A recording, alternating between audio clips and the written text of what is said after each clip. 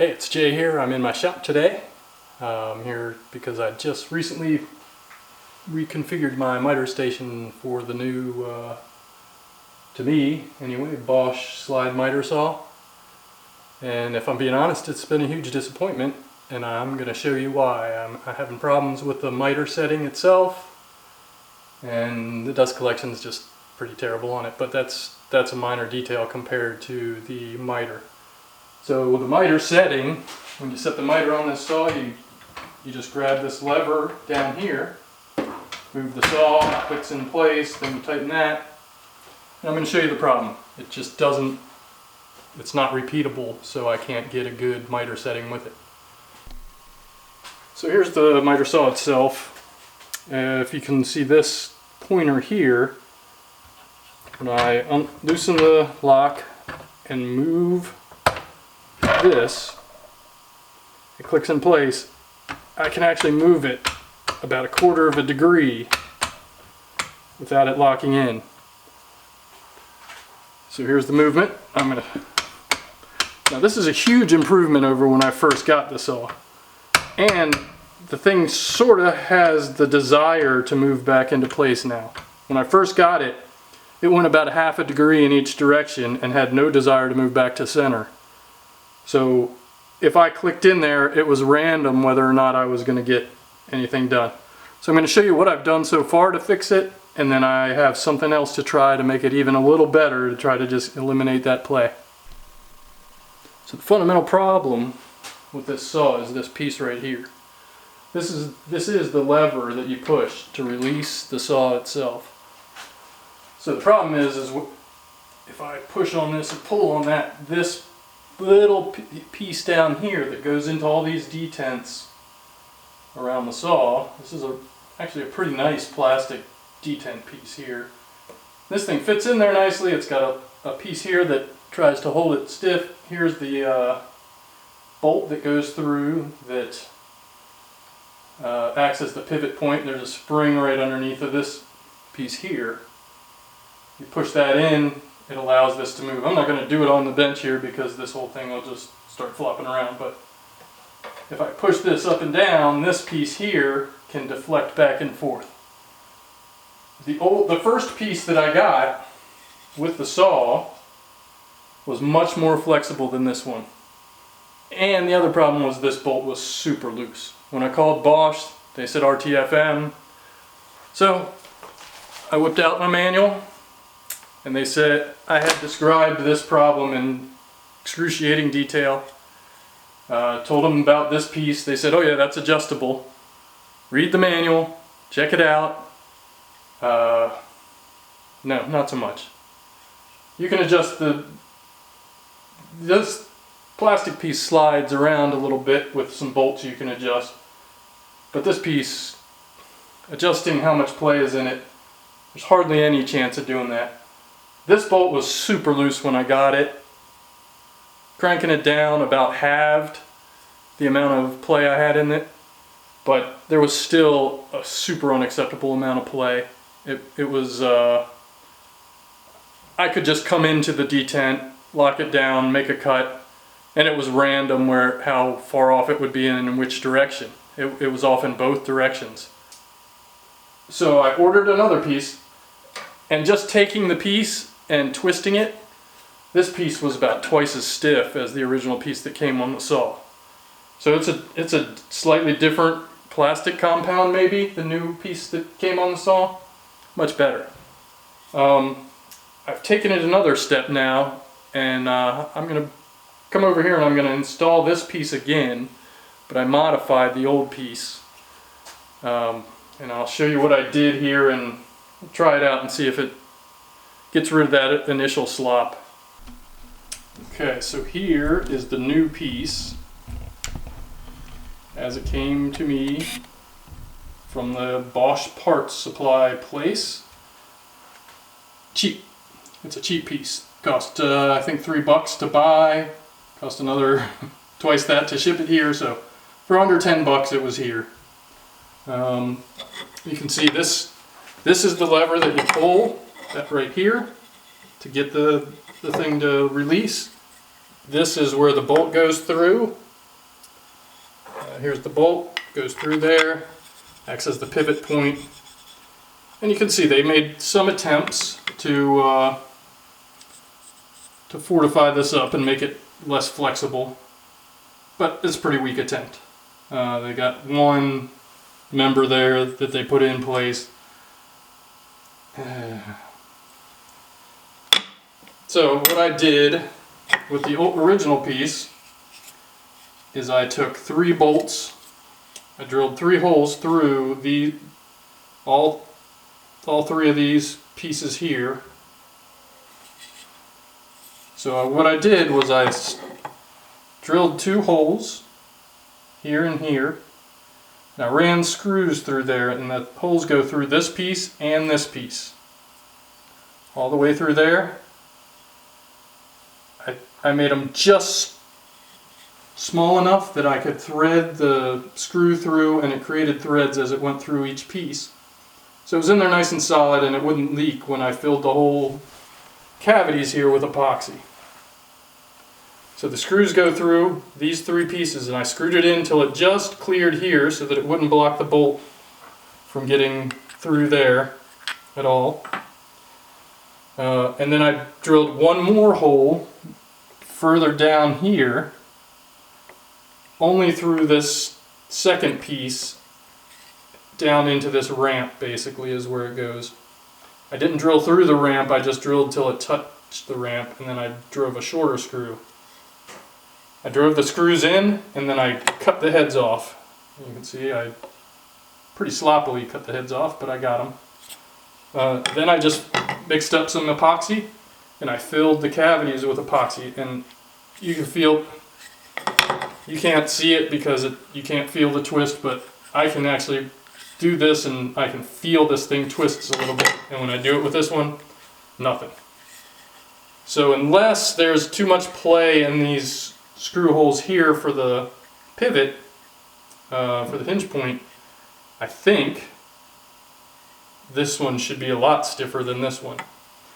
If not, I may do the same treatment to the new one and see if it makes it any better. But hopefully it'll eliminate that little bit of play at the very beginning that I get, and this thing will lock in nice and solid. So I'm going to install this into the saw.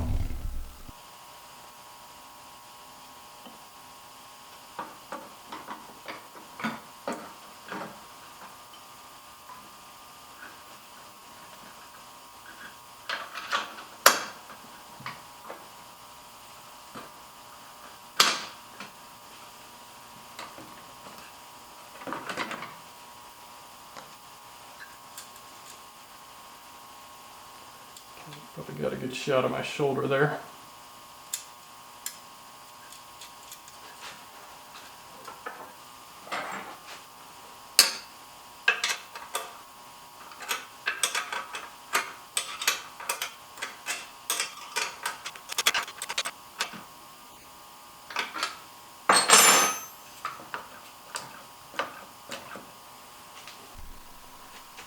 Well, that didn't work.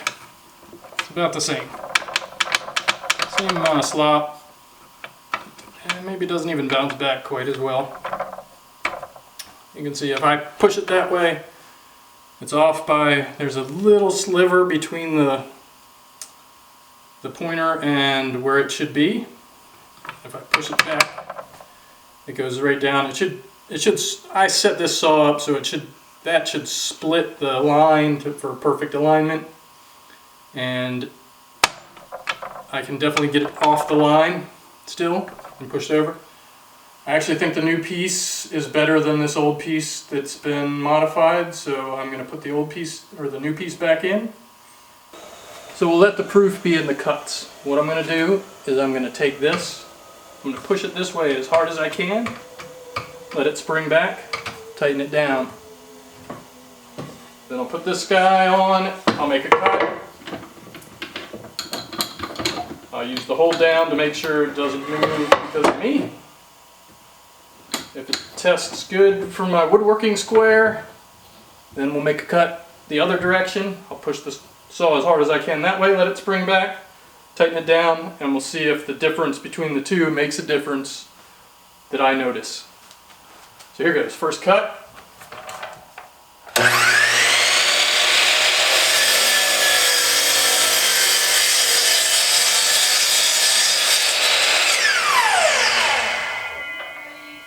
Okay.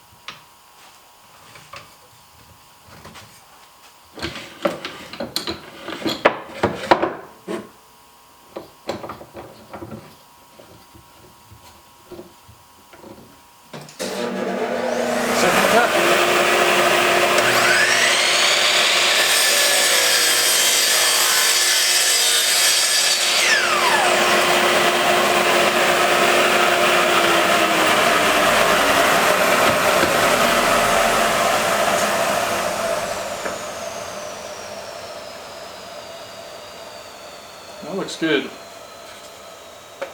So I'm going to call that okay. Pretty good.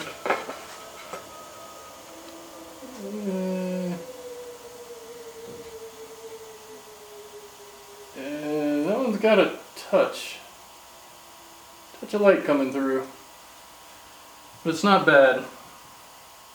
I think even if I have to know that I push it this way and let it spring, that I can probably live with it.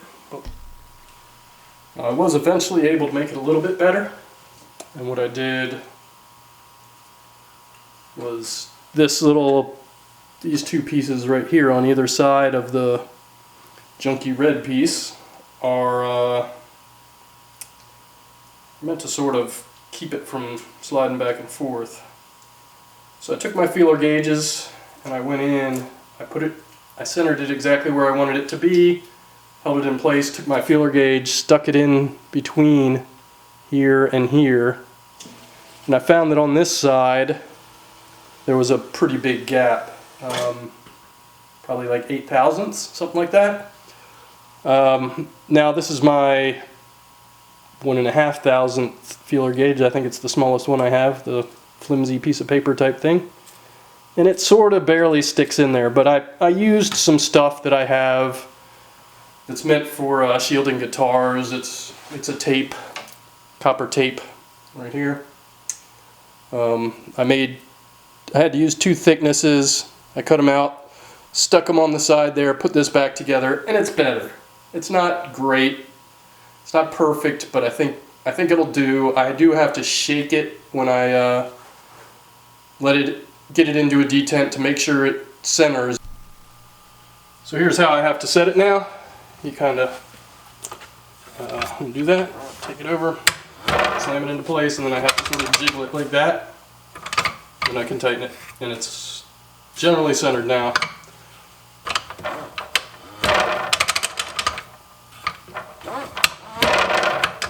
You can see it still moves around, but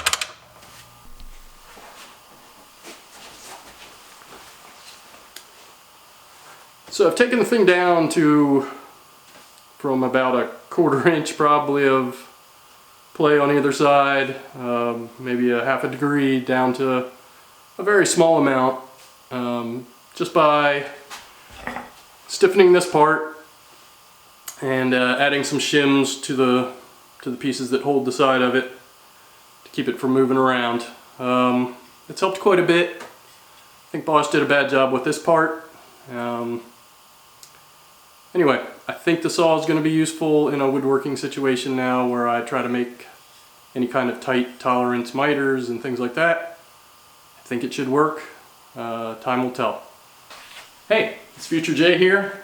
As you can see, I replaced the Bosch saw with a Capex about 6 months after that video.